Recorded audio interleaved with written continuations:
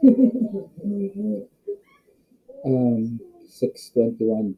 Um, Nasa bahay ako. Wala pa yung client ko. Anyway, ito yung technical analysis ng uh, reversal ng both kung paano natin kukunin. Okay? Um, let's say, ito yung resistance natin. So, what we're trying to do is to determine kung pababa ba ito o tataas, right? So, sa ngayon, galing siya sa baba. So, ibig sabihin, uh, galing siya sa baba pataas, magre-reversal ito pababa. Pero, mm, kukunin natin both kung magkukontinue siya o magre-reversal na siya. Right? So, from here, kita natin na ito yung pinakamalapit na strong na pullback. Ito yung last na strong na pullback, which is support. Okay? Last na strong na pullback. Ang una natin gagawin is para ito mag-reversal, kailangan nang i-break tong pullback na to. So, paano natin kukumpute yan? Using pips. Using pips. You go this way. Measure mo. So, kailangan niya ma-break. Ayan. And then, dito siya maglalay. Let's say, 618. Hanggang dyan. Yan. Yan ang area natin. So, para mag-bearish to, right? Para mag-bearish to, ang drawing natin is from support. Tinamaan niya itong resistance. Binrake niya yung support, right? And then, nag-retrace siya sa resistance. Ngayon, ito ngayon, ang ating area na short. And paano mo malalaman kung hanggang saan yung short na yan? Ito, from here hanggang doon, yan ang reversal mo. Waiting for reversal ka dyan. So, tip mo pag lumagpas dyan. Pag nag-short ka dyan, ang tip mo pag lumagpas ka dito. So, ito yung tip area natin ng short. Pwede nyo rin kunin sa ilalim kung gusto nyo mas malaking kita. So, ito ang ating TP resistance for short. Yeah. Dito tayo mag-TP. Okay? Ngayon, kung gusto naman, ito, may paalabasin ng utak ko. Ito yung pre-market natin. So, na-break siya dyan. Right? Na-break siya dito. Dyan. Ang kukunin mo yung pinakamataas na candle. Ito pinakamataas na candle. Oh. Yan, pinakamataas na pullback. Yan. Yan ang ating pre-market. Pre-market short. Yan. So, tayo bibili ng short natin, pero kailangan stop loss siya. So, itong stop loss natin. Above mo resistance na pinakamataas. Plus na resistance mo. Ito yung stop loss mo. So, ito yung trade natin sa short. Okay? Ang next na malakas is ito na. Pullback. Pero ito, ang magdedetermine lang ng reversal mo is always yung trend line mo. Same as this one right here. If you wanna keep this one, so abangan mo lang ito ng trend line.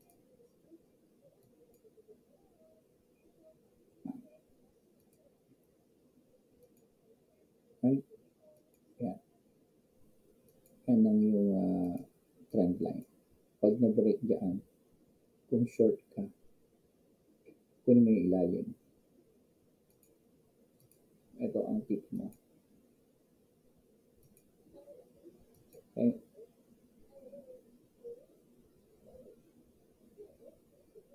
Yan ang tip mo. Wala akong TP rito pero ayan ang TP. Ito ang TP mo sa short. pwede mong i-technical analysis yan para makita mo yung balik niya. And same thing, kung mag-technical analysis ka dito, etong babalikan mo. Masyado malayo, di ba? So, dito ka naman. So, ito ang pre-market mo ng long. Ito, pre-market mo ng long.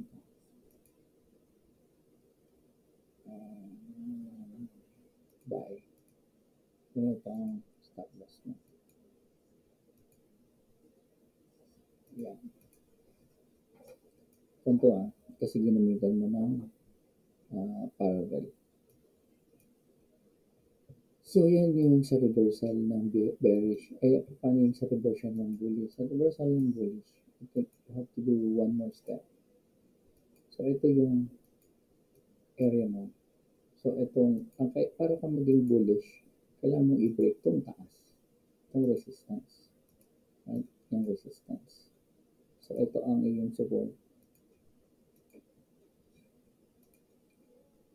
Ayan ang support din ng resistance mo. Ang mangyayari yan, i-measure mo to. Same measurement, dito ka. Pero ang bullish, hindi halagpas siya. Hanggang dito lang siya. Diyan lang ang bullish mo. Ang mangyayari yan, pag huminto siya dyan at hindi siya lumagpas doon, mag-another, yun naman ngayon ang ibubutas mo. Yan naman ngayon ang ibubutasin mo. And then yan, kailangan yan mag-retrace. Cancel. Ito mag-retrace din yan, diba? Kailangan ito mag-retrace.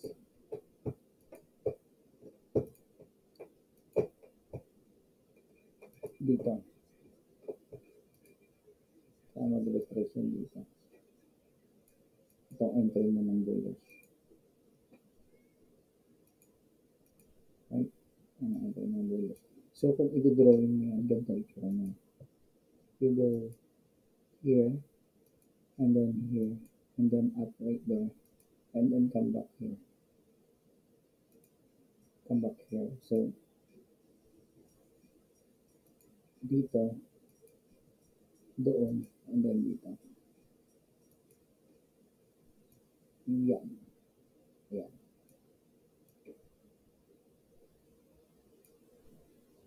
And then it goes up.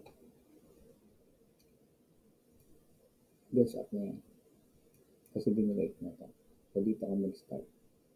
And then, kung isilipin mo yan dito, right? Isilipin mo yan dito. Dito natin gagawin.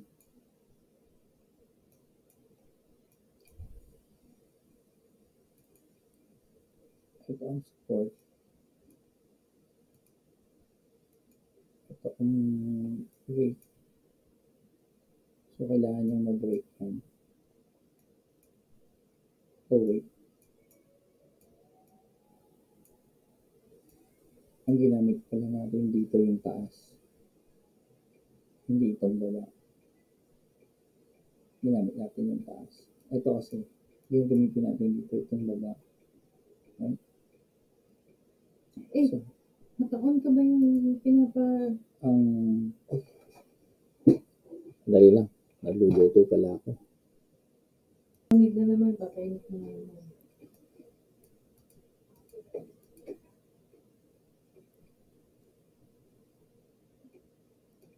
So, dito kasi meron kang extra step dahil pang reversal talaga ito ng bearish. So, dito meron ka rin extra step kung kukunin mo sa bearish. Bullish kasi ito eh. So, dito, ang gagawin mo is ganun din. Right? Kukunin mo to. Yung nag-break, saka yung nag-pull back.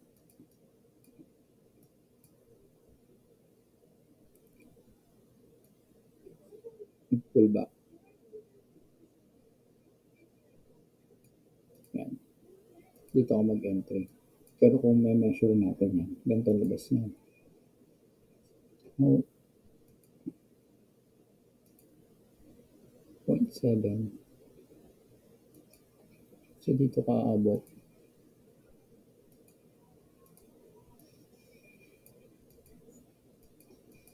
No?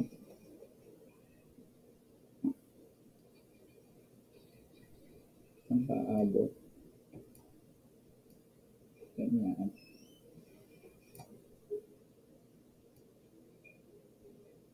Yun lang yan. Yan. Ano makuha mo. Diba? Nandun ito ang area mo. Until it breaks.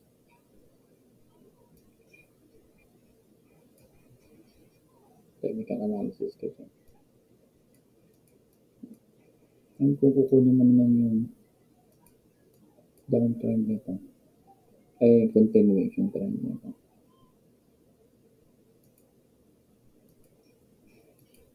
So, ito. Ayun. So, mag-extra step ka. Pag na-measure ka from hanggang dito. Kasi hindi yan mabubutas. Hanggang dito lang siya. Pag nakuha mo na yan, magagawa ko ulit ng measurement. Kung dito naman, sa baba,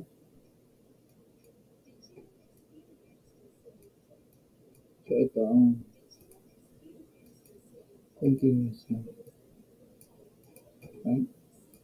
And then yung pullback na ito, extra work yan. So, bali, dito ka manggagawin. So, babalik ka dito. Para bumaba. So, ito. Kunin mo yung measurement nito. Hanggang dito. Para sa bearish. Ito yung bearish entry mo.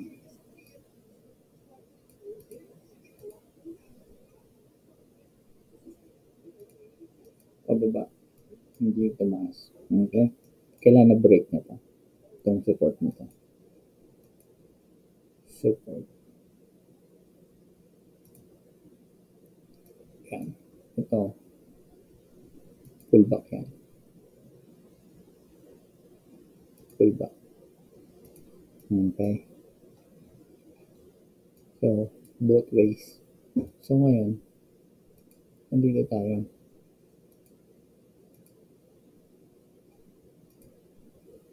Yan. And then, ito yung pre-market entry ko. Support, ibig sabihin nito, hanggang dito lang siya. Sa system, short, yan. Ito ang stop loss, which is resistant din. SL natin, right? Resistance din yan. Resistance. Right. And then, ito yung last na malakas na pullback. So, support. And then, kailangan niya mag-break yan para mag-downtrend siya. Ayan, na-break niya. So, ayan. So, ito. Doon. And then, nag-balik siya. Ito ngayon ang TP area mo.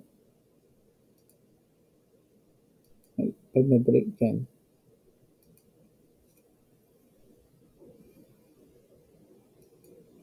TP ka na. O dito, TP ka. Of course. Yan. Waiting for reversal ka dyan. TP ka doon. Dito.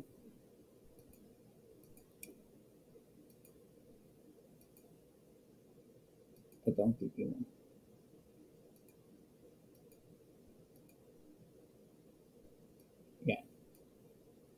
dyan. Okay? And then, reversal. Pero alam mo na ito yung support mo. So, ito malamang hindi niya malalagpasan yan. Pabalik siya dyan sa baba. So, naka-short ako dito ngayon.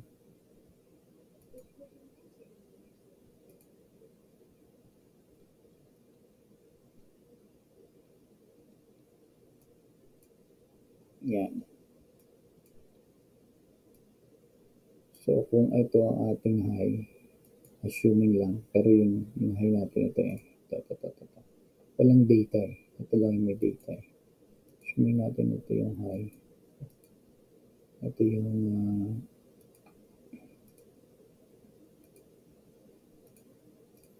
ito yung support mo na malakas.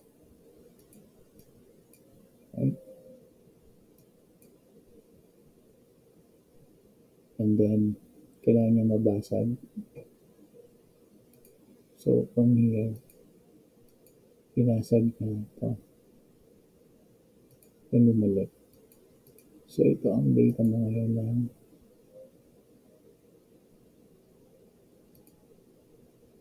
Yan. Short.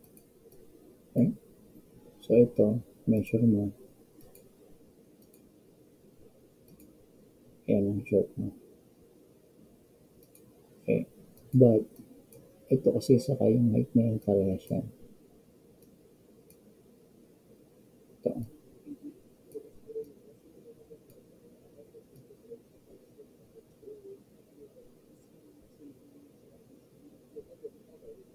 Anyway, ito ang area mo ng short.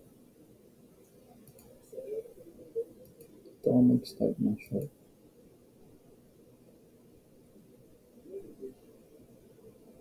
Sell short.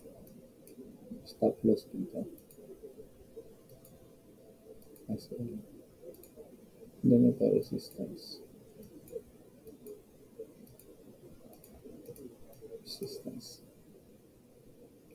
And then ito, pwede mong i-technical analysis yung tail. Okay? So ito yung support. Sabihin natin may yung malakas na pullback niya. Which is ito. Ito, malakas na pullback. Kailangan i-break niya yan. So, binrake niya yan. Right here. Ito nga yung area mo ng long. Yan. Pag na-break. O, kunin mo yung measurement nito. Ito ang PP mo.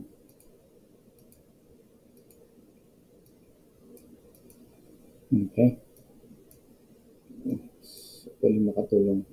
Yan lang muna para doon may pasok pa kayo. Tapos yatin.